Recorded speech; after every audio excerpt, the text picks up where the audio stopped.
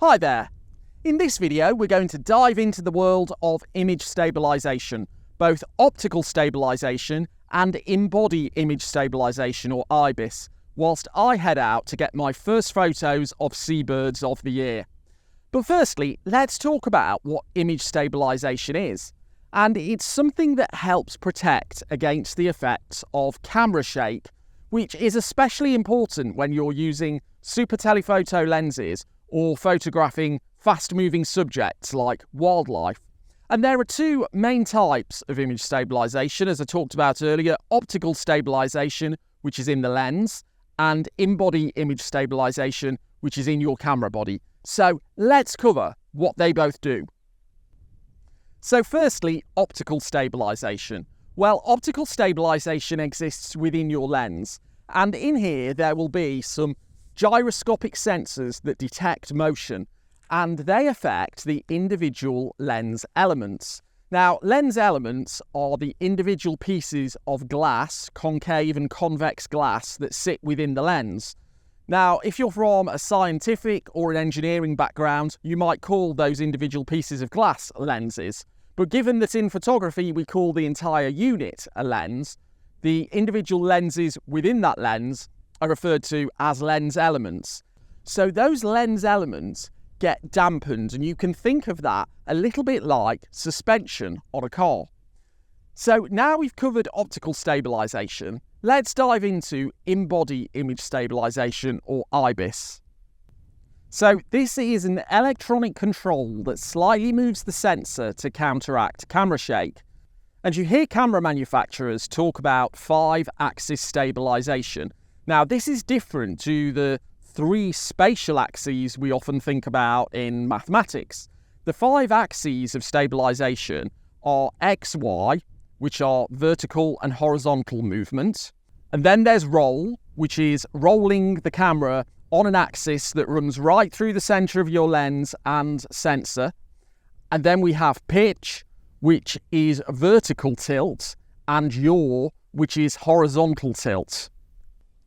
So that's pretty much how it works. There's a few other bits of kit that have got some other tricks up their sleeve, but on the whole, that is how optical stabilisation and in-body stabilisation work.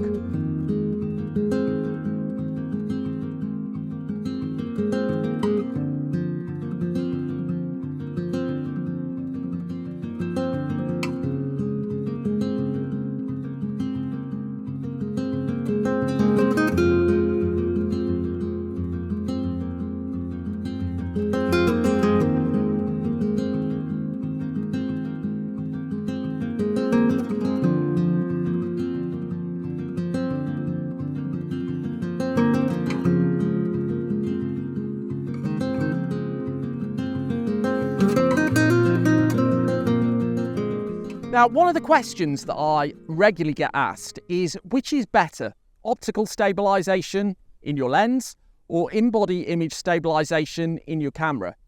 And that is a complicated question to answer because it depends on a number of things. So firstly, I would say if you have a camera and a lens from the same manufacturer, they are designed to work together. So have them both switched on and you'll get the most out of them. But things are a little bit different if you use a third-party lens. So there are some lenses that have versions of optical stabilisation in them. For example, in Tamron, they have something called vibration reduction, which is a little bit different to optical stabilisation that you might find in your camera manufacturer's lenses. So they will work independently. If you have a third-party lens with your camera manufacturer's body, it will still work, but they won't necessarily work together. Now, in the Sony system, there is an option in the menus to tell your camera what focal length you're using with a third-party lens, and it will optimise the in-body image stabilisation to work with that lens. But they don't necessarily work together in the way that they would if you had 2 pieces of kit from the same manufacturer. And then, of course, you've got the situation where you've got a third-party lens that doesn't have any stabilisation in it at all. Well, IBIS, the in-body image stabilisation in your camera, will still work. It doesn't necessarily need the lens to have stabilisation to work. But in that kind of situation where you've got a lens that doesn't have stabilisation with a camera that does, it will work less well than if you have a third-party lens with a body that can use stabilisation to a certain extent, and that will work less well than if you have two pieces of kit from the same manufacturer.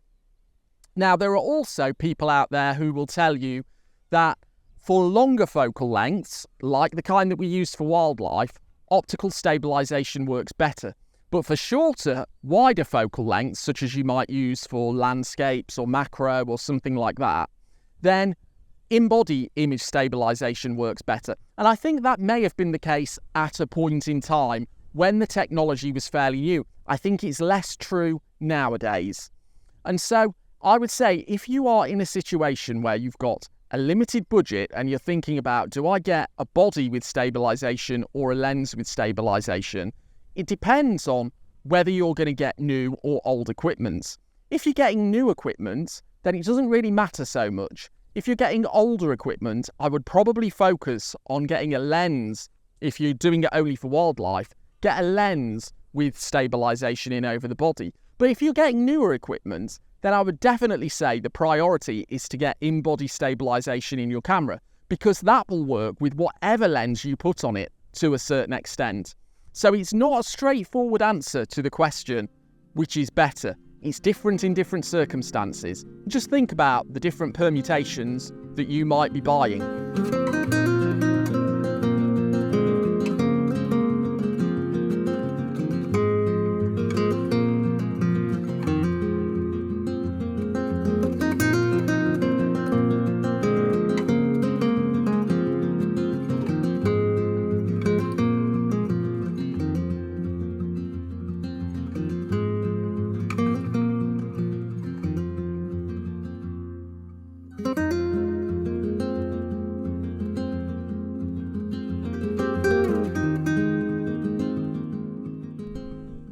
Now, if you've got a lens with optical stabilisation, there'll be some buttons on the side of it here. Normally, one will be to turn the stabilisation on, and then there'll be some others to choose which mode the stabilisation's used in. Normally, lenses have got either 2 or 3 modes. The first mode is for general stabilisation. So if you're holding your camera fairly still, it will counteract any shake from that.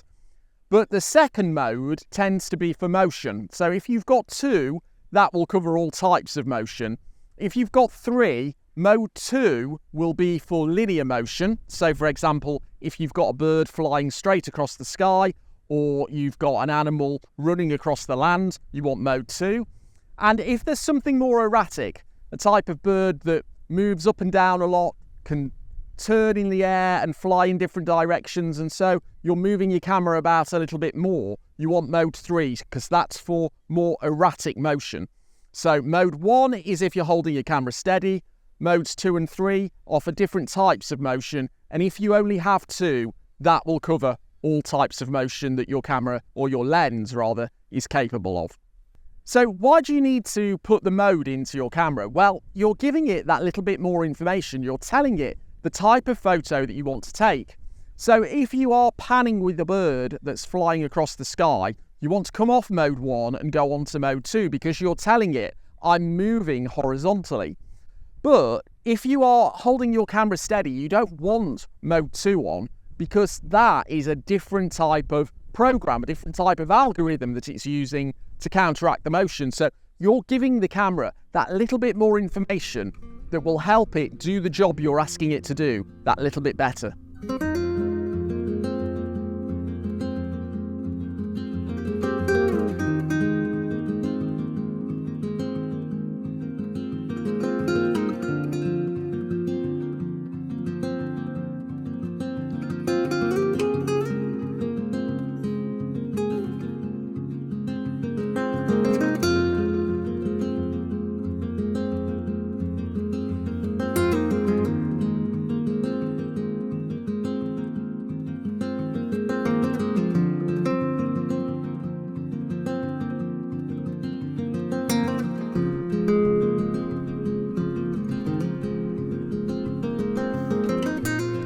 So, something to be aware of is that camera manufacturers often talk about how many stops of stabilisation their gear has.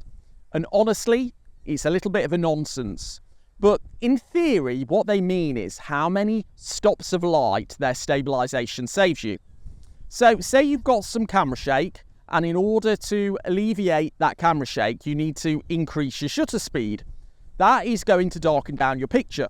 So you would have to counteract that by increasing the ISO or by widening the aperture. And the number of f-stops you would have to widen the aperture by is the number of stops they say that the stabilisation saves you. Now, the difficulty with that is that there is no standard measurement for shakiness. Any test that you do is not going to be comparable between one test and another to say, is camera A the same as camera B? And if you think about it, it doesn't work in the real world either. How I shake my camera, how I introduce vibration into that camera is going to be different to how you do it. Someone who's been doing photography a long time will probably have a lot better technique than somebody who's picked up a camera today. And so they will have more shake naturally because they've not developed the kind of muscles and muscle memory and skills and technique that it needs to hold your camera steady. And so it's very difficult to compare these things. And when people try to replicate those camera manufacturer claims in the lab, they often can't be replicated because nobody knows how they tested it. So you can't see those things as absolute numbers. If camera manufacturer A says their camera gear saves you 5 stops of light, and camera manufacturer B says theirs saves 5.5, you can't absolutely say that the one that said 5.5 is going to be better than 5.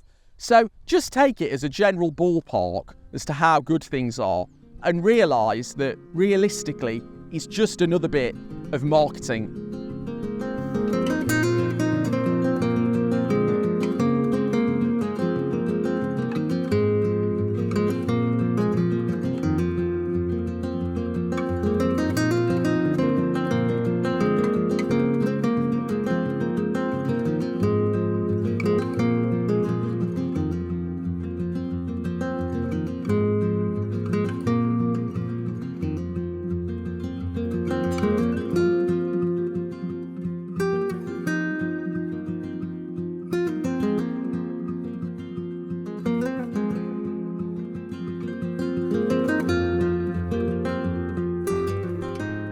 So should you ever not use image stabilisation? Well, one time to definitely not use it is if you're ever trying to do anything with motion blur. So you're deliberately choosing a slower shutter speed so that you can get some motion blur in your pictures. You don't want the stabilisation trying to counteract the blur that you deliberately want to introduce. And another time that I don't use it is when I push my shutter speed really high. So if it's getting to anything 4,000th of a second and onwards, then there's absolutely no point in using it because the shutter speed will freeze whatever you've got in action anyway. But that figure will depend on both your technique and the gear that you have. So you might like to try it and see where it becomes less useful for you. And the reason that I switch it off when I've got my shutter speed pushed really high is because I strongly believe that the more you ask any bit of technology to do, when it doesn't need to do something, the less well it will do the things that you ask it to do. So if it's using less processing power, less computing power, trying to figure out what it needs to do by moving your sensor around or moving those lens elements around, it'll do the things that you're asking it to do less well. So give it more opportunity to get it right by asking your camera to only do the things that you really need it to do. Now, there are also some people who will say, don't use image stabilisation when you've got your camera on a tripod. And honestly, I use tripods all the time. You'll have seen it in these videos. I love shooting with tripods. And I've never had a problem using stabilisation on a tripod. I think that where this comes from, and I don't know this for sure, but I do think that where this comes from is that some cameras, particularly Canon, can recognise when they're on a tripod.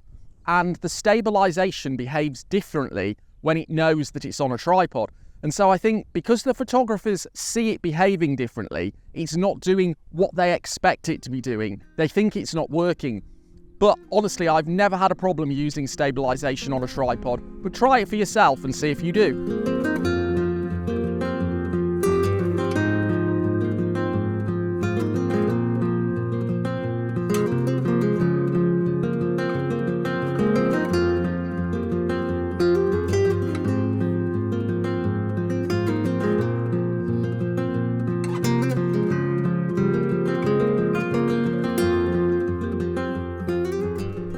So how important is image stabilisation? Well, it's one of those things in photography, with any technology really. If you haven't got it, you can't use it, and it shouldn't hold you back by not having it. I shot wildlife photos on cameras before the technology even existed to have image stabilisation, so it should not stop you from getting out there. But what it might do is mean that you need a slightly higher shutter speed than people who have got image stabilisation in their gear. And nowadays, I think it is becoming pretty important, because ideally you want to keep your shutter speed as low as you can to freeze the action for the particular subject that you're photographing. And the reason for that is because we want to keep the ISO as low as we can, so that we can keep the noise down and control it as best we possibly can in our post-processing.